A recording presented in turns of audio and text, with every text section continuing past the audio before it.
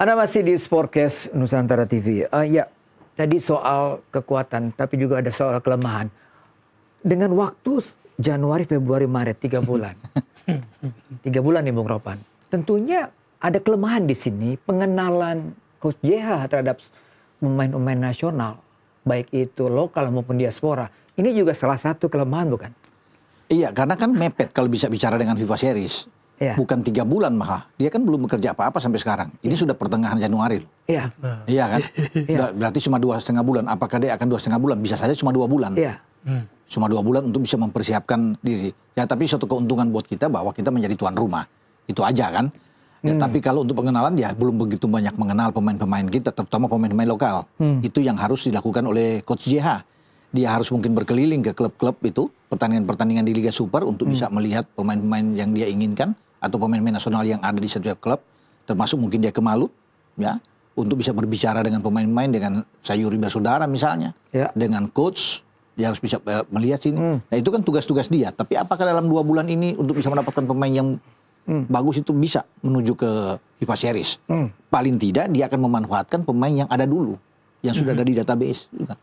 Misalnya Yakub dan Yanja dipanggil lagi, ya kan? Ya. Dari Persib juga ada. Ya. Kebetulan sudah ada Tom sama Eliano misalnya, itu kan dia akan panggil. Ya, ya. Kalau untuk bisa bermain sama pemain-pemain abroad, kebetulan kan ada jeda internasional misalnya. Jadi itu di situ akan dipakai. Dia tidak mau berspekulasi untuk bisa merombak pemain-pemain yang ada. Iya, pondasi nggak mungkin. Akan fatal buat dia, Boy. Kalau dia sampai merombak, dia pakai dengan pemain yang ada aja, itu udah bagus. Ini pertanyaan menarik. Rombak atau tata ulang? Itu kan satu tantangan buat dia. Apakah pelatih baru itu, ya saya nggak tahu nih Bung Wesley melihatnya gimana? Rombak atau tata ulang? Setiap pelatih itu punya filosofi bermain. Ya. Ya, dimanapun pasti dia punya filosofi. Entah dia mengikut, nyontek atau apa, Ya. tapi dia punya filosofi bermain. Nah, ada 2 pilihan bagi JH. Dia memainkan fondasi sepak bola dia dan membentuk pemain yang ada bermain dengan fondasi dia. Which is kalau itu waktunya kapan? Nggak ada waktu uji coba, nggak ada ketemu. Apakah dia mengorbankan waktu itu dan membentuk pemain dengan filosofi dia? Atau dia menyelihat fondasi sepak bola Indonesia dalam kurun waktu 10 tahun lah kita bisa begini. Di mana kekuatan, di mana ciri khasnya, lalu dia kembangkan dan dia isi dengan sedikit dengan yang dia punya dia, gaya bermain dia. Untuk ngejar bulan Maret, kita bicara bulan FIFA Series. Kita belum bicara event Kita belum. Nah, bulan Juli. Yang di depan mata aja. Pilihannya di situ. Kalau ngerombak, resikonya tinggi sekali. Tinggi sekali. Karena kapan dia mau ketemu pemain. Gitu loh. Dan jangan lupa pemain fondasi sepak bola kita, ada berapa banyak yang main di luar sama main di dalam. Ya. Meskipun isunya banyak pemain yang di luar sana mau masuk Liga Indonesia. Pertengahan musim ini dan musim depan. Ada yang ke Malut juga kayaknya. Ya, bisa aja. Pasti ada yang menawarkan, Om Boy. Ada yang menawarkan. Oke, kita dengarkan dulu nih Bung Ropan dan Bung Wesley. Statement dari Coach JH. Silakan. Look, I think we said it in the draw. There's no easy games in this tournament. We're playing at a time of year where the conditions will test all of the players. And I think any environment you go to away will be difficult. The fans are fantastic in this part of the world. So, I expect this tournament to be a test. And I think a test that Indonesia are ready for. They came off the back of a tough World Cup qualification, and I think they want to show what they can do in this tournament. They came a long way in Asia, but they still haven't taken that step of a tournament. So my mission's very clear. Can we go and win this competition? That's I think the goal of every coach. Oh, ini dia mengomentari hasil drawing Drawing AFF. Tapi ini kan kemarin. masih jauh sekali nih. Ya oke lah, tahun ini tapi bulan Juli. Tapi mungkin kalau bagi dia kalau juara aman ya. Iya. Bung, sekarang yang dilakukan adalah listening sebelum ada action. Ya kan? Jangka waktunya pendek sekali nih Bung Ropan. Walaupun dia sekarang pulang ke Eropa mungkin bertemu dengan pemain-pemain semua. Iya, saya pikir ya waktunya karena memang tidak ada pertandingan sama sekali, dia sudah harus mempersiapkan tim itu di bulan Maret. Itu kan pertandingan 23 sampai 31 Maret. Ya.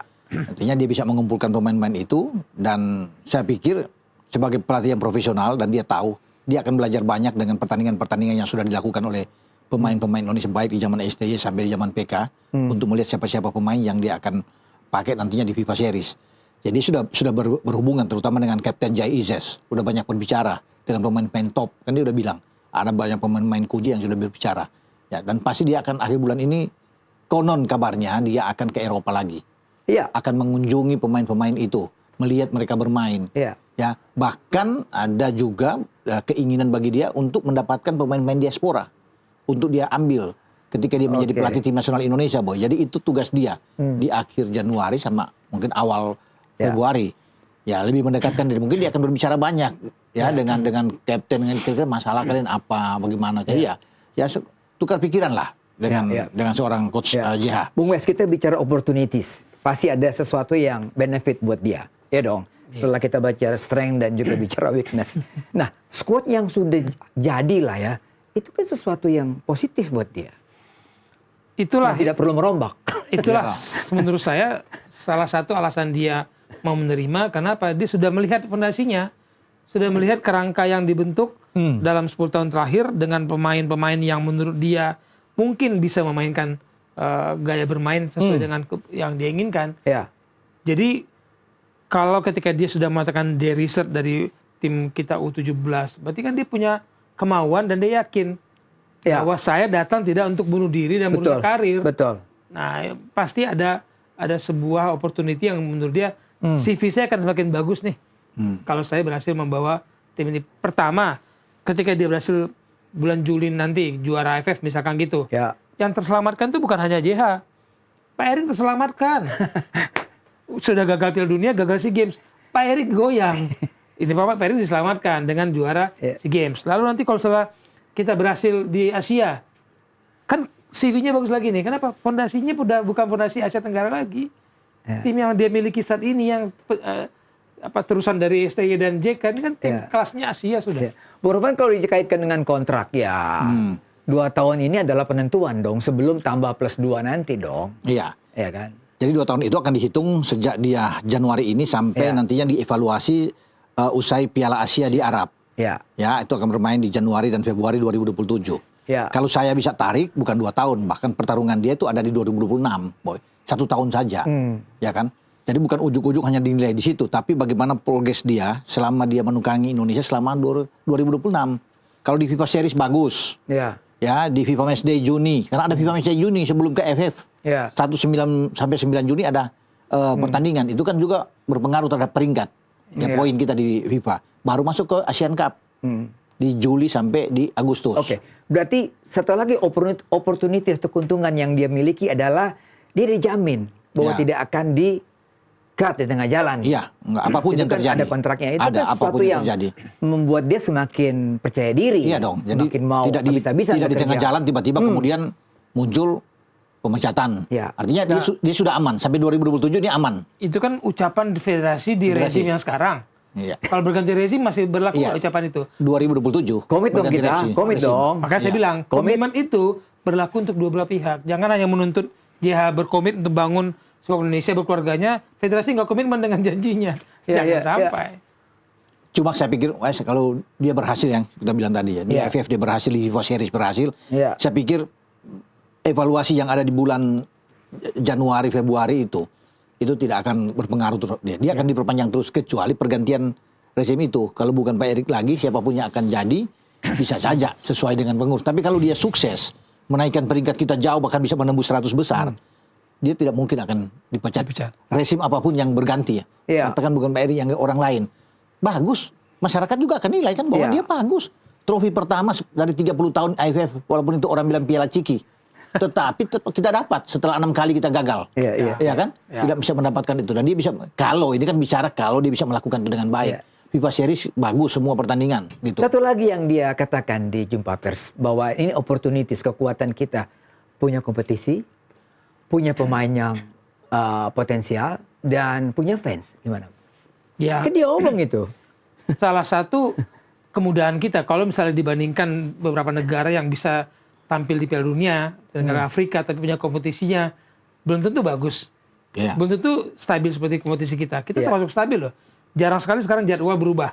Harus kita akui Right, federasi betul. sekarang membuat jadwal yang fix beberapa tahun terakhir ini kan, Yeah, memudahkan kita mungkin bikin perencanaan, bikin forecast keuangan, bahkan kalau bisa klub-klub sudah mulai memperhitungkan jadwal itu, dan ini kan keuntungan bagi dia. Kenapa?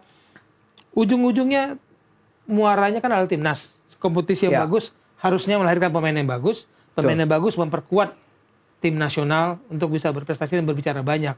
Dan itu modal yang dimiliki oleh JH, dan dilihat kompetisi berjenjang loh sekarang sampai Liga 4. Kita nggak usah bicara kualitas, tapi kan kompetisi sudah ada berjenjang. Oke. Gitu. Bung Wes, Bung Ropan, kita break lagi. Kita akan bicara mengenai opportunities dari Coach JH ini setelah pariwara berikut ini. Tetaplah di Sportcast Nusantara TV.